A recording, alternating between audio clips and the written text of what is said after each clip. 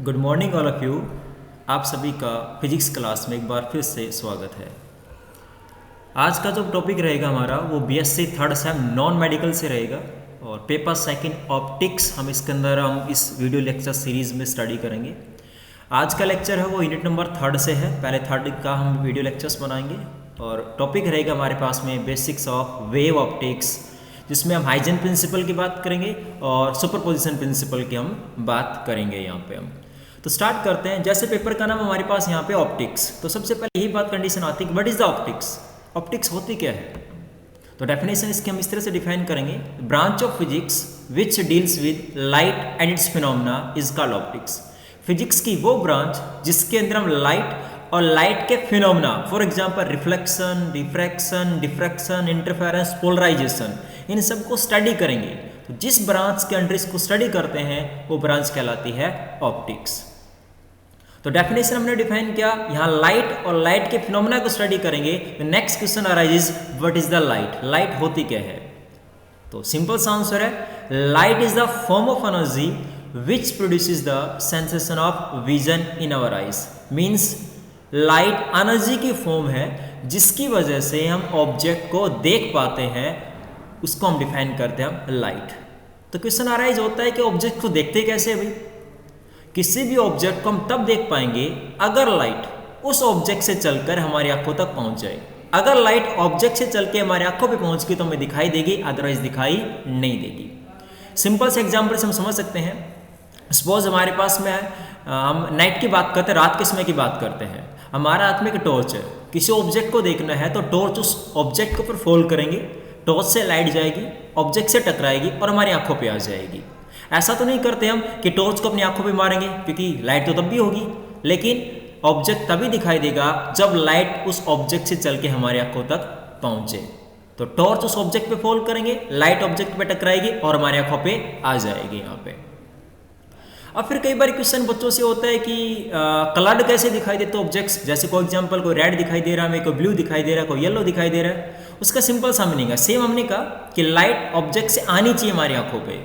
तो सनलाइट जब किसी मीन्स वाइट लाइट जब किसी ऑब्जेक्ट पे गिरती है तो वो ऑब्जेक्ट कुछ कलर्स को ऑब्जर्व कर देता है और कुछ कलर्स को रिफ्लेक्ट कर देता है। जो कलर उसने रिफ्लेक्ट किया वो कलर हमें दिखाई देगा। फॉर एग्जाम्पल, कोई ऑब्जेक्ट है, उस पर वाइट लाइट पड़ी और आपको पता है वाइट लाइट 7 कलर्स होते हैं उसके अंदर। उसने 6 कलर ऑब्जर्व कर ली उस ऑब्जेक्ट ने और येलो कलर को उसने रिफ्लेक्ट कर दिया। इसका मतलब वो ऑब्जेक्ट हमें दिखाई देगा येलो कलर का।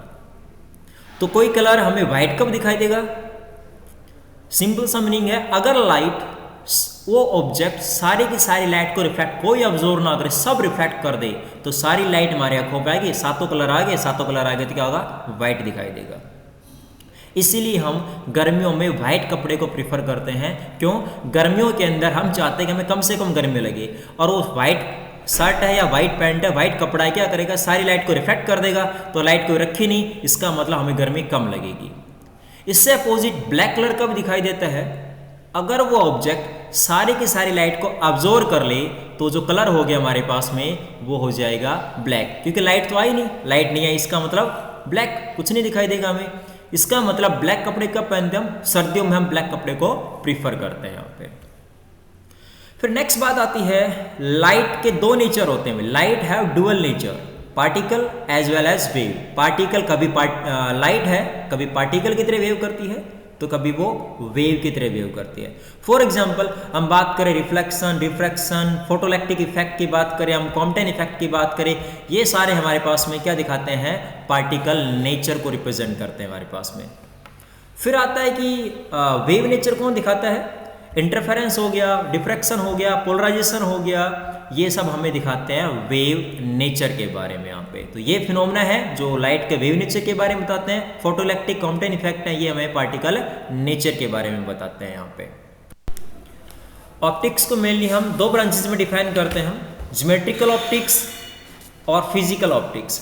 ज्योमेट्रिकल ऑप्टिक्स को हम एज ए रे ऑप्टिक्स भी डिफाइन करते हैं और फिजिकल ऑप्टिक्स को हम वेव ऑप्टिक्स भी डिफाइन करते हैं। तो रे ऑप्टिक्स के अंदर हम लाइट के पार्टिकल नेचर को स्टडी करते हैं और वेव ऑप्टिक्स में हम लाइट के वेव नेचर को स्टडी करते हैं। That means interference, diffraction, polarization wave optics के अंडर आता है और हम बात कर रिफ्लेक्शन रिफ्रैक्शन हम बात करते हैं रे ऑप्टिक्स के अंडर आता है। अब डिफाइन करते हैं what is the wave front. Wave front क्या होता है?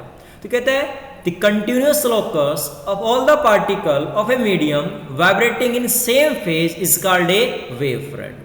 कि मीडियम के पार्टिकल अगर वाइब्रेट कर रहे सेम फेज में तो उनका जो कंटिन्यूअस लोकस होगा वही कहलाता है वेव फ्रंट। फॉर एग्जाम्पल, आपने पत्थर को पानी में डाला तो पानी के वेव्स आप देखते हो कभी ऊपर आते कभी नीचे आते। ऊपर आए तो पानी के पार्टिकल सारे ऊपर हैं, तो उनका ऊपर आ गए, इसका मतलब एक वेव फ्रंट बन गया। फिर वो पानी नीचे गया, दैट मीन्स वहां पे भी वेव फ्रंट बन गया हमारे पास में। इसका मतलब वेव्स आगे मूव करते हैं in terms of wave front. Next you talk about the Huygens principle. तो हाइजन साइंटिस्ट का नाम था, इसने प्रिंसिपल डिफाइन किया था। और ये हाइजन प्रिंसिपल क्या एक्सप्लेन करता है? हाइजन प्रिंसिपल एक्सप्लेन करता है कि कैसे वेव है वो प्रोपेगेट करती है एक जगह से दूसरी जगह। यहाँ पे it explain how a light wave propagates one place to another place. इस प्रिंसिपल के मेन दो जंक्शंस थे। पहला जंक्शन ये कहता है कि अगर मेरे पास में एक प्राइमरी वेव फ्रंट है तो each point on that primary wave front is a source of new disturbance and produces its own wave called secondary wavelets। Means अगर मेरे पास प्राइमरी वेव फ्रंट है उसके ऊपर जितने भी पॉइंट है वो डिस्टर्बेंस बाहर भेजेंगे।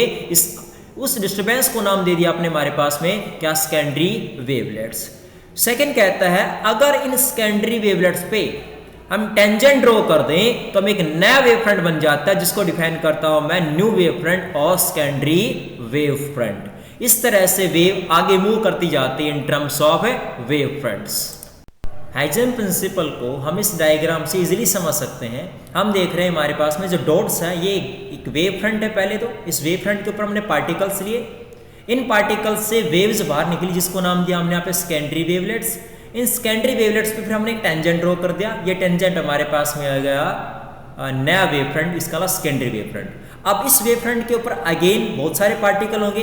अगेन वो पार्टिकल्स क्या करेंगे? वेव्स को बाहर निकालेंगे और उसके ऊपर फिर हम एक टेंजेंट ड्रॉ करेंगे तो अगेन मेरे पास वेव फ्रंट आ जाएगा। इस तरह से वेव आगे मूव करती हुई चली जाती in the form of wave fronts.